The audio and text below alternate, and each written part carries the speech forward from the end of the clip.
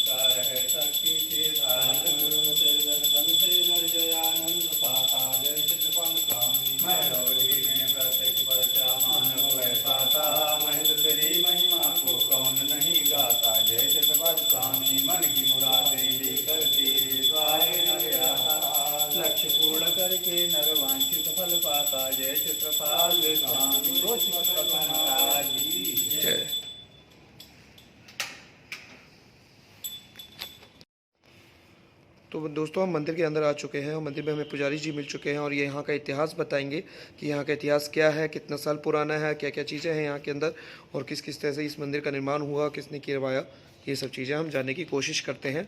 तो अब हम पंडित पुजारी जी से सब चीज़ें जानने की। मंदिर कितने साल पुराना है हमारा?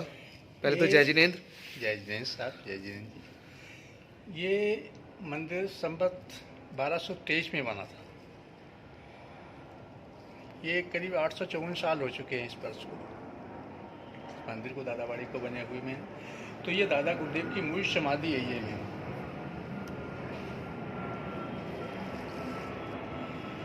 ये जो दादा गुरुदेव थे, ये दूसरे नंबर के दादा थे। मणिधारी जिनचंद श्री महाराज इनका नाम था। 6 साल की उम्र में दीक्षा लेके 8 साल में आचार्य बन गए थे। मात्र 26 वर्ष में तो ये काल धर्म को प्राप्त हो गए थे। इतनी छोटी उम्र में आज तक कोई आचार्य नहीं बना, जबकि इनके गुरु जिनदस श्री महाराज अजमेर वाले थे। उन्होंने जिस समय इनको दीक्षा दी उसी पीरियड में इनको मना कर दिया था कि आप सभी जगह विहार करके जाना, लेकिन कभी दिल्ली नहीं जाना। क्यों?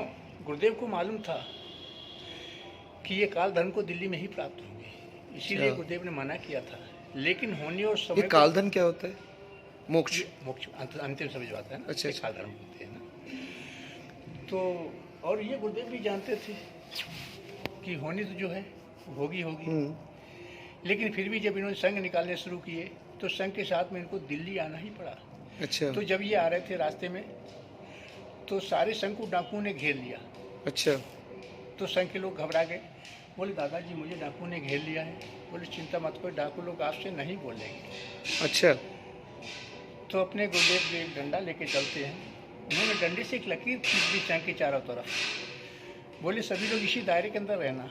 जब सभी लोग दायरे के अंदर आ गए तो जब डाकू लोग वहाँ पाए तो बिल्कुल नेत्र नहीं हो गए। अच्छा।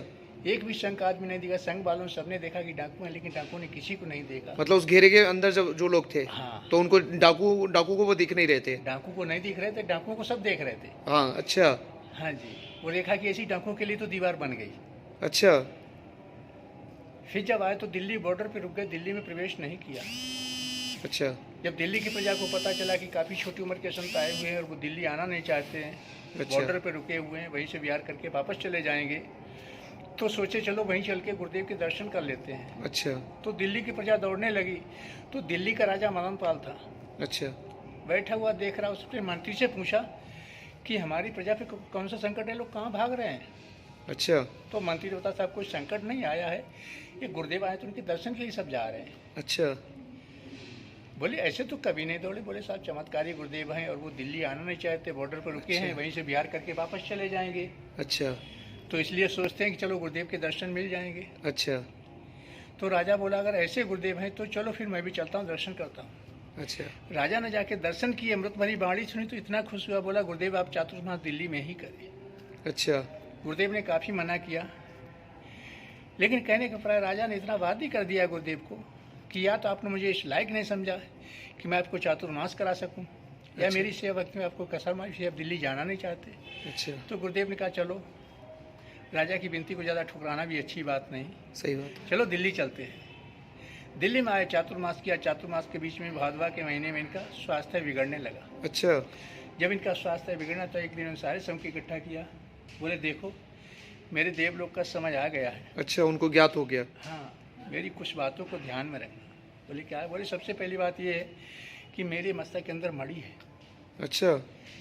इसीलिए इनका नाम मणिधारी पड़ा था। मणिधारी। मणिधारी। अच्छा।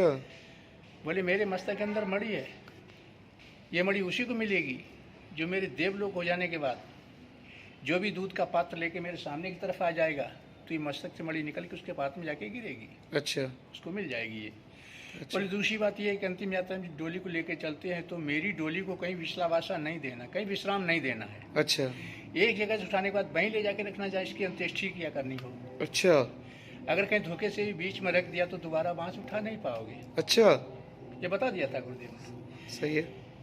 लेकिन क्या हुआ कि भादवा सुदी 14 को दादाजी का देवलोक हो गया। अच्छा। जब देवलोक हो गया तो भक्त लोग इतने शोक में डूब गए। बोले ऐसा है कि अब चलो गुरुदेव को अंतिम संस्कार के लिए लेके चलते हैं। अच्छा। तो भूल चुके थे सब भक्त लोग। तो यहाँ से लेके जा रहे थे अंतिम संस्कार के लिए। अच्छा। ये माणक चौक हुआ करता था, दिल्ली का प्रसिद्ध चौक जिसे माणक चौक के नाम से जानते थे। अच्छा, इस जगह को मानक चौक के नाम से जानते थे। माणक चौक के नाम आज से किस नाम से जानते हैं इसको? दादावाड़ी से। दादावाड़ी के नाम से। पहले मानिक चौक था ये और अब दादावाड़ी हो गया। दादावाड़ी हो गया इनके कारण। हाँ। अच्छा, तो वही प्रथा आज भी है कि एक जगह मतलब विश्राम देते हैं डोली को अंतिम अच्छा। यात्रा में। तो भूलने की वजह से भक्तों ने यहाँ पे विश्राम दे दिया था माणक चौक पर। अच्छा, इसी जगह पे। इसी जगह पे ये देख सकते हैं आप लोग, यही जहाँ विश्राम दिया गया था उनकी डोली को, तो वही जगह है। यहीं पर इनकी ये क्या जगह है, इसको क्या बोलते हैं? माणक चौक। मानक चौक। यही मानक चौक है जहाँ पे उनकी अंतिम समय में डोली रखी गई थी लास्ट बार, और यहीं पर इनका वो अंतिम संस्कार हुआ था। तो वही जगह बनाई गई है। तो और हम जानने की कोशिश करते हैं और पंडित जी से। और जो मणि की कहानी गुरुदेव बता रहे थे, तो बताते समय एक फकीर सुन रहा था, मुसलमान था, जो कि फकीर जिसे बोलते हैं ना। तो वो दूध का पात्र लेके आया, तो मस्तक से मणि निकल के उसके पात्र में जाके गिरी थी। वो फकीर को मिलकर लेके कहाँ गया उसको कोई पता नहीं। अच्छा, बची दादाजी की बॉडी, तो सारे भक्त उठाने का प्रयास करते रहे, यहाँ से नहीं उठा पाई। तो राजा के पास खबर भेजी गई, क्योंकि राजा के राज्य में बिना राजा की मर्जी कुछ होता नहीं था। तो बोले साहब, जो दादाजी का चातुर्नाश कराया था उनका देवलोक हो गया है, और उनकी अर्थी माणक चौक ऊपर रुक गई, वहाँ से नहीं हट रही है। अच्छा। राजा आया, नौकर चाकर हाथी घोड़े सभी साथ में थे। आखिर सभी ने प्रयास किया, नहीं उठा पाई। तो राजा बोला ऐसा करो, मेरा हाथी लगा दो। राजा ने अपने हाथी लगवा दिया, बोले हाथी से खिंचवा दो इसको। अच्छा। लेकिन हाथी की जोर लगाने के बाद भी जगह से डोली को हिला नहीं सके। अच्छा। तो राजा के आदेश पे ही गुरुदेव का अग्नि संस्कार, राजा ने कहा, बोला ऐसा करो, गुरुदेव का अग्नि संस्कार भी यहीं पे कर दो। अच्छा। तो ये माणक चौक पर गुरुदेव का अग्नि संस्कार हुआ था। अच्छा, यहीं पर। हाँ। तो ये जगह देख सकते हैं, यहीं पर उनका अंतिम संस्कार हुआ था। इसे मानिक चौक कहते थे पहले, और इसका नाम अब इनके कारण, जो हमारे महाराज श्री हैं उनके कारण दादावाड़ी नाम पड़ गया इसका। और कुछ तो हम बहुत ही धन्यवाद है हमें, इन्होंने बहुत ही अच्छा। एक चीज और आपको बताएं, जो आप नीचे जो चरणों के दर्शन कर रहे हैं, ये गुरुदेव की पूरी बॉडी है, जिसने अग्नि संस्कार में शिला रूप ले लिया है। अच्छा, ये जो नीचे जो चरण देख रहे हो, ये सामने। हाँ जी। अच्छा, ये गुरुदेव की पूरी बॉडी है। आप देख सकते हो, ये पूरी बॉडी है, जिन पूरा शिला के रूप ले लिया है इन्होंने, ये पूरी बॉडी ने।